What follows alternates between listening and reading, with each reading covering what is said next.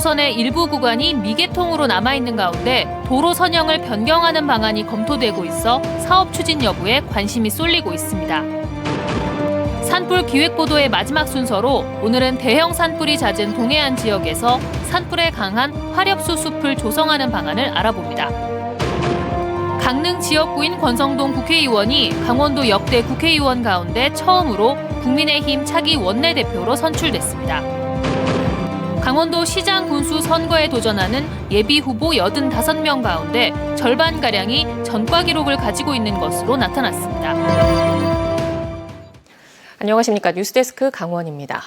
도내 코로나19 확진자가 어제까지 이틀 연속 7,000명대로 나온 가운데 오늘 오후 6시까지 6,318명이 확진돼 누적 확진자 수가 40만 명을 넘었습니다.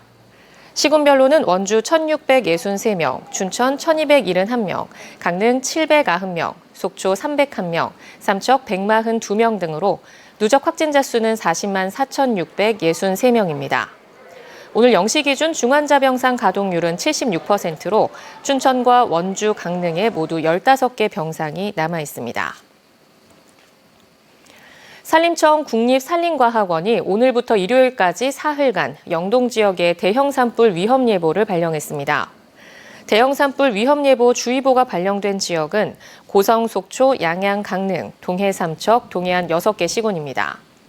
국립산림과학원 산불 예측 분석센터는 영동 지역이 양간지풍 영향권에 놓이면서 순간 풍속 초속 25m 이상의 매우 강한 바람이 예상된다고 밝혔습니다. 작은 불씨도 대형 산불로 번질 수 있는 만큼 쓰레기나 농업 부산물 소각 행위는 절대 금지해야 한다고 덧붙였습니다. 국도 38호선 삼척 신기면 일부 구간은 여러 해째 미개통 구간으로 남아 운전자들의 불편이 계속되고 있습니다. 도로 개설 당국이 도로 선형 변경을 검토하고 있어 사업 재추진 여부에 관심이 쏠리고 있습니다. 배현환 기자입니다. 삼척에서 태백을 잇는 국도 38호선 삼척 신기면 구간입니다. 4차선으로 잘 달리던 도로가 중단돼 차량들은 옛 2차선 도로를 이용해야 합니다. 원주지방국토관리청과 인근 사찰이 마찰을 빚으면서 신기면 3.1km 구간은 지난 2016년부터 미개통 상태로 남아 있습니다. 국도 개설을 위해서는 지방 기념물인 모가나무로 진입하는 부채도로를 만들어야 하는데 이럴 경우 도로가 사찰을 가로지르게 돼 사찰이 반발하고 있는 겁니다. 도로 개설이 늦어지다 보니 지역 주민들과 운전자들은 불편을 겪고 있습니다. 수년간 그 미개통됨에 따라 많은 주민들의 불편이 많이 있고 또한 그 차량 운전자들의 어떤 교통사고도 많이 유발되고 있어서 매우 심각한 상태에 있다. 그래서 조기에 빨리 38국도가 완공되어 도로 건설 당국이 본선 도로 노선 변경을 검토하고 있어 사업이 급물살을 탈 가능성도 있어 보입니다. 지역 주민들과 의회 등에서는 사찰 구간을 도로 노선에서 완전히 제외하는 방식으로 설계를 변경해 미개통 구간을 개통해야 한다는 목소리가 많았습니다. 원주지방국토관리청은 현재 계획된 노선을 변경해 인근 사찰과의 거리를 최대한 띄우는 방안을 검토 중인데 노선 연결의 속도를 내겠다는 입장을 밝혔습니다. 4차선 선형을 최대한 이격시키는 그런 걸 검토하고 있는 겁니다. 검토가 되는 대로 지역 주민이나 협의를 할 겁니다. 하지만 부채도로 개설에 관한 구체적인 대안은 아직 없어 삼척시 등 이해 당사자와의 협의 과정에서 여전히 진통이 예상되고 있습니다. MBC 뉴스 배현환입니다.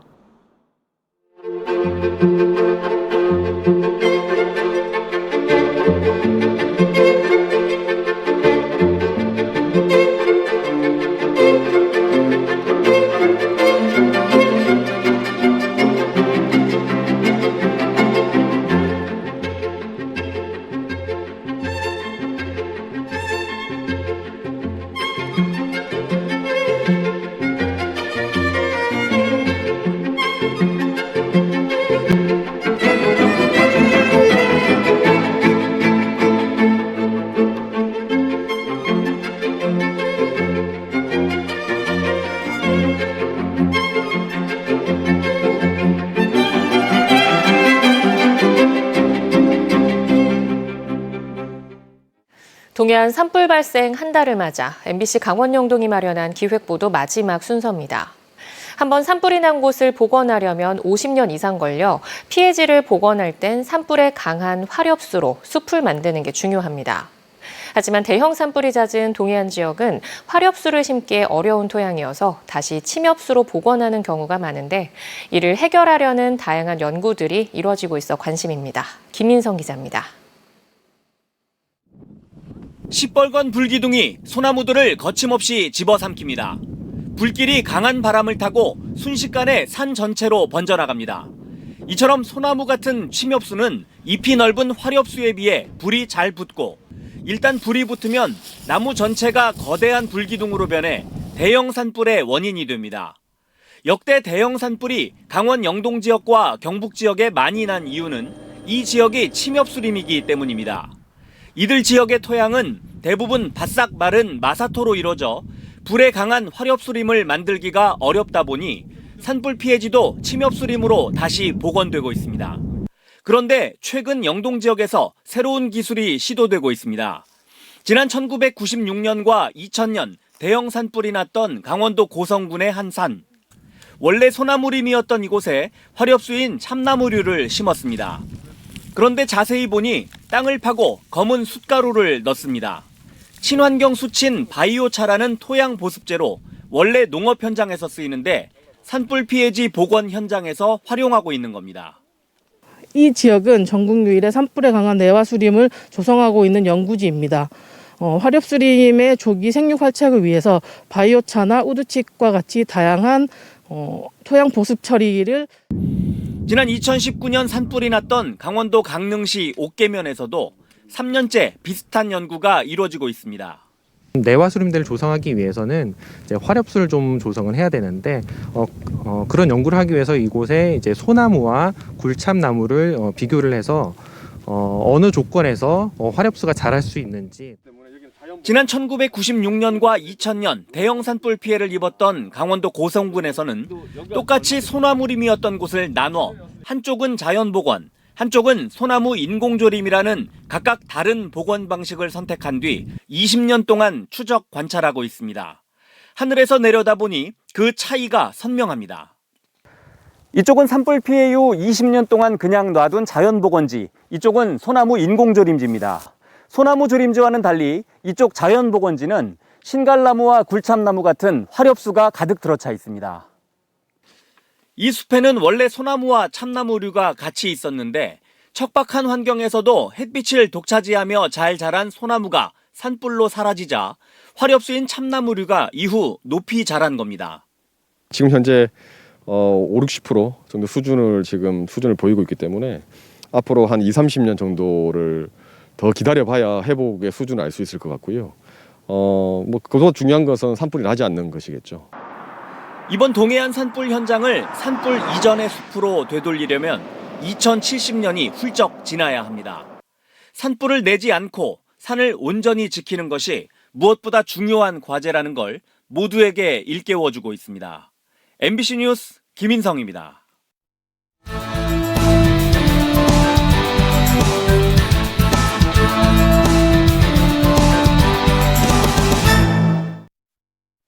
권성동 국회의원이 압도적인 표차로 국민의힘 차기 원내대표로 선출됐습니다. 권 의원은 오늘 국민의힘 의원 110명 가운데 102명이 표결에 참여한 원내대표 선출 투표에서 81명의 지지를 받았고 함께 경쟁한 삼선 조혜진 의원은 21표를 얻는 데 그쳤습니다. 강릉 지역구 4선의 권 의원은 강원도 역대 국회의원 가운데 처음으로 원내대표의 중책을 맡게 됐으며 윤석열 정부 출범 이후 여소야대 국회에서 초대 내각 구성과 2차 추경 편성, 주요 국정과제 입법화 등을 이끌게 됐습니다. 강원도 18개 시장 군수 선거에 도전하는 예비 후보 절반이 전과 기록을 가진 것으로 나타났습니다. 중앙선거관리위원회 선거 통계 시스템에 따르면 도내 18개 시장 군수 예비 후보 85명 가운데 50.6%인 43명이 전과를 신고했습니다. 가장 많은 전과 신고자는 강릉시장 선거에 나선 A 후보자로 6건의 전과를 신고했고 삼척시장 선거에 도전하는 B 후보는 5건, 고성군수 선거 C 후보자 4건 등으로 많았으며 인제군과 영월군수 선거에 등록한 예비 후보자는 전과자가 없었습니다. 3년 전 고성과 강릉에서 발생한 대형 산불 피해를 복구하는 과정에서 예산이 목적과 달리 쓰였다는 감사원 감사 결과가 나왔습니다. 감사원은 2019년 고성군과 강릉시가 특별 재난 지역으로 선포된 이후 행정안전부가 산불 피해 복구 사업에 필요한 117억 원의 재난안전관리 특별교부세를 편성하고 관련법에 따라 피해 주민 지원을 위해 필요한 사업에 써야 하는데 상당액을 공공시설 복구에 썼다고 지적했습니다.